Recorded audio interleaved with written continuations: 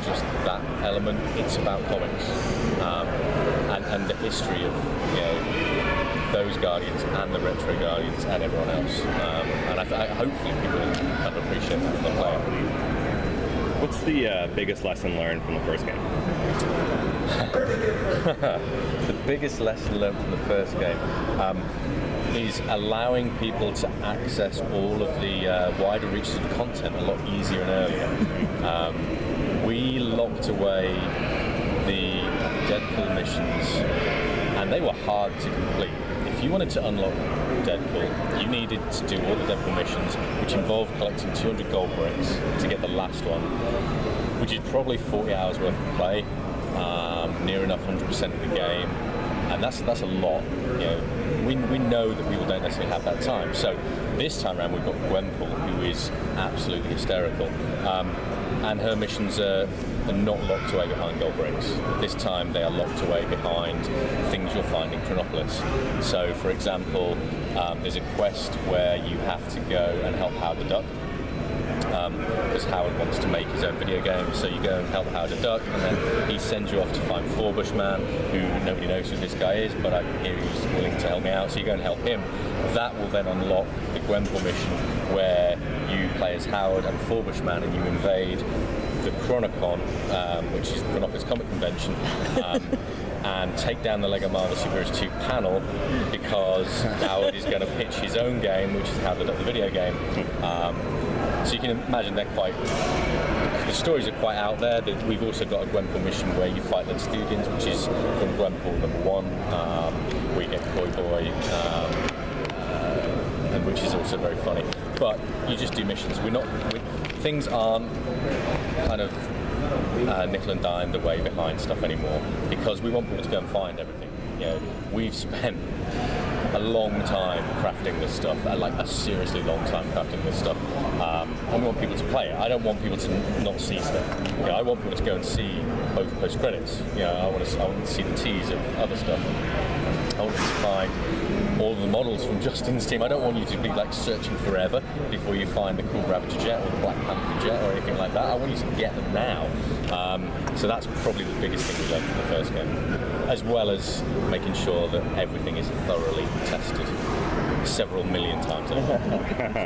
We're going to wrap up in a few minutes.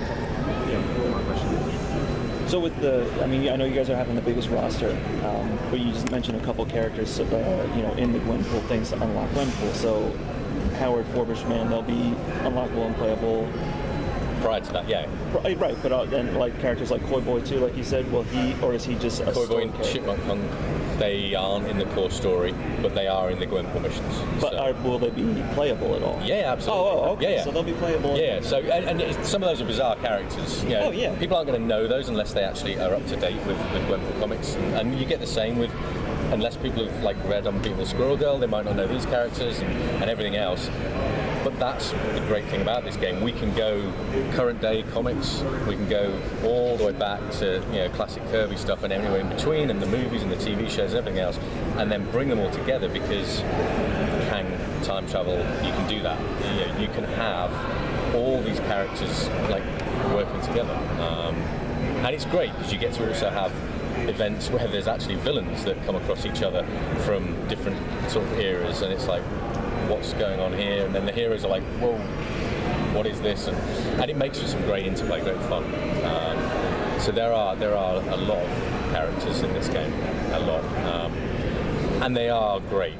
They really are sort of funny, and it's great when you can have Hank Pym meet Hank Pym from, and they've got different suits, as you probably know, and they can have that interplay and they can talk, and there's a lot of banter. And then you've got characters like Kamala Khan, like Gwenpool, that kind of fanboy on this stuff, fangirl on this stuff, and they're sort of going, whoa, this is so cool. It's like this big boss, and there's all this drama going on, but they're just being like fans of Marvel in the middle of the thick of the action. So it's funny, it's cool. Can fans expect, because you were saying you want to have more content open to all players, someone who played the first one, can fans still expect, if they collect everything the game has to offer, can they still expect those awesome rewards at the end? Yes. I'm just trying to remember have we hidden away? We've hidden. You guys have so many collectibles. We do, but I think when people play the open world in this, there's some like genuinely like achingly funny stuff in there, because my hub designers are like separate to the level designers, and then we sort of like bring everything together and we cross over, and some of the stuff they've done is hilarious. There's a Hulk musical that you help to enact, which is just genius, and there's just some really funny stuff, and I think people will kind of see that stuff as they get through the game and all the different quests, and also how it also links together with other elements of the story.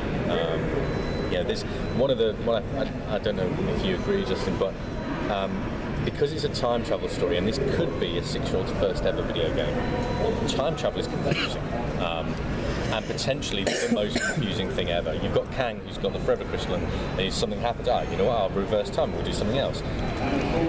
It's quite hard to keep up with. So we actually put, J. Jonah Jameson works for Kang News, the news station of Chronopolis. So before each level, there's kind of a quick catch-up with Jameson. Those things are just like real funny.